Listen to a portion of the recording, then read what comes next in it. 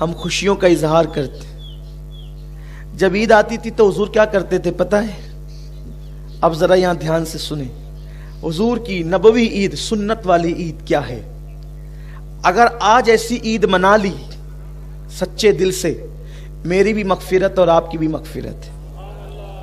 لیکن حضور والی عید، نمائشوں والی عید نہیں، لیڈروں والی عید نہیں، علم ظاہر کے پرستاروں کی عید نہیں، حضور کی سنتوں والے عید. جب عید آتی تھی تو حضور علیہ السلام یہ کرتے تھے کہ جتنے جنگی قیدی ہوتے، جنگی قیدی جن کو قید میں ڈالا جاتا، حضور فرماتے قصور کچھ بھی ہو چھوڑو، آج ہماری عید آ گئی، ان سب کو آزاد کر دو. حضور سب کو چھوڑ دیتے تھے، سب کو معاف کرو. یعنی عید کا دن مسلمانوں کی عام معافی کا دن ہے. اللہ فرماتا ہے فرشتوں نماز عید کے لیے جا رہے ہو نا، فرشتے بھی آتے ہیں نماز عید میں شریک ہونے کے لیے، جمعہ میں، عیدین میں. تو کہا عید کے لیے جا رہے ہو نا، تو میرے بندے جتنے نماز کے لیے آئیں گے ان سب کو میری طرف سے پیغام دینا کہ اللہ تعالیٰ نے تم سب کی مغفرت کر دی، تم سب کو معاف کر دیا. ہم سب معاف کر دیے جاتے ہیں. تو اب معاف وہی ہوگا جو کسی کو معاف کرے گا. عید کے دن دوستوں سے گلے ملنے والوں، کیا ایسا نہیں ہو سکتا کہ ہم حضور کی سنت کے مطابق عید کے دن دشمن سے بھی گلے مل لیں؟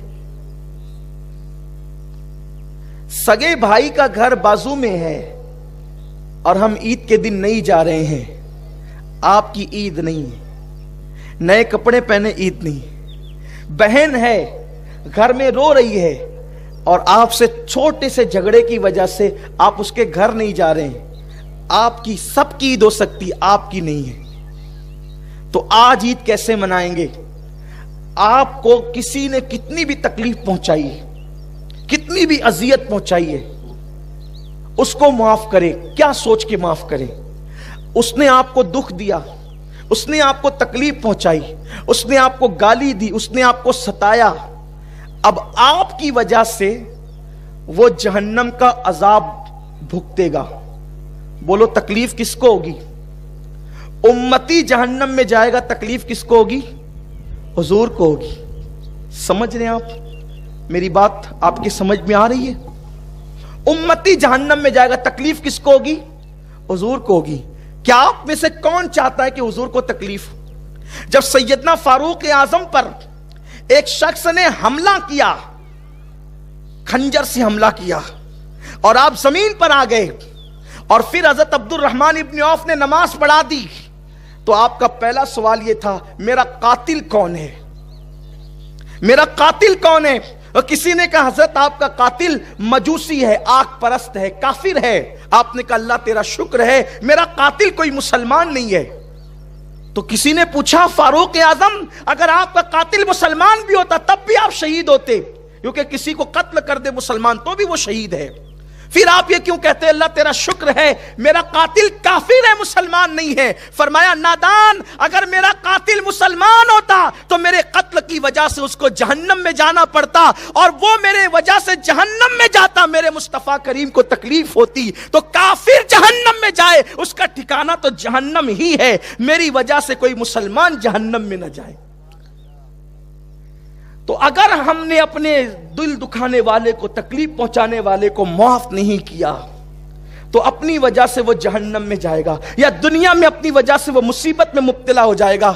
تکلیف کس کو ہوگی؟ ارے اس نادان کو مت دیکھو جو تمہارا دل دکھا رہا ہے، اس محبوب کو دیکھو جو گنبد خضرا میں آرام کر رہا ہے.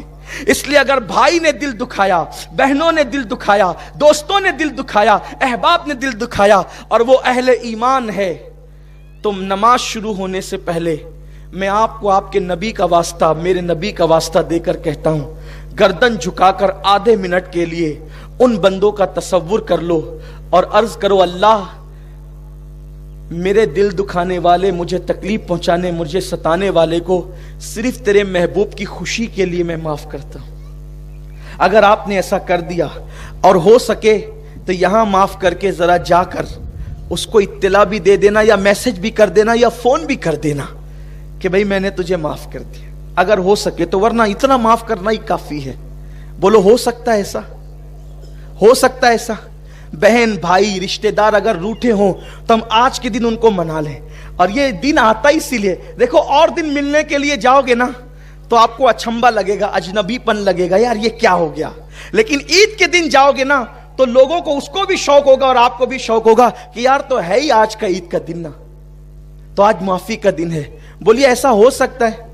अना को फना करो और याद रखना, माफ करने वाला छोटा नहीं होता, माफ करने वाला बड़ा होता है। और यह भी याद रखना, माफ करने वाला सताने वाले से ज्यादा बेहतर होता है।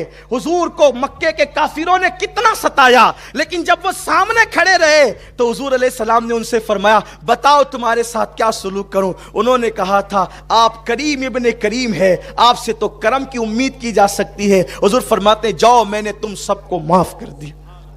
तो माफ करना अपने नबी की सुन्नत है, माफ करना अपने अल्लाह की सुन्नत है। अल्लाह को माफ करना पसंद है। जरा हाथ उठा करके मुझे इशारा दें कि कौन कौन ऐसा बंदा है जो हुजूर को खुश करने के लिए अपने को तकलीफ देने वाले को माफ करता है। आधा मिनट सब सर झुकाकर अल्लाह से अर्ज करें, अल्लाह से बातें करें, मेरे अल्लाह मैंने तेरे महबूब की खुशी के लिए अपने दिल दुखाने वालों को माफ कर दे। कोई हमें कुछ कहे, हम अपना दिल बड़ा रखें और हम लोगों को माफ करें, हुजूर की सुन्नत पे अमल करें। माफ करोगे, माफ किए जाओगे। अल्लाह ताला हम सबको तौफीक दे।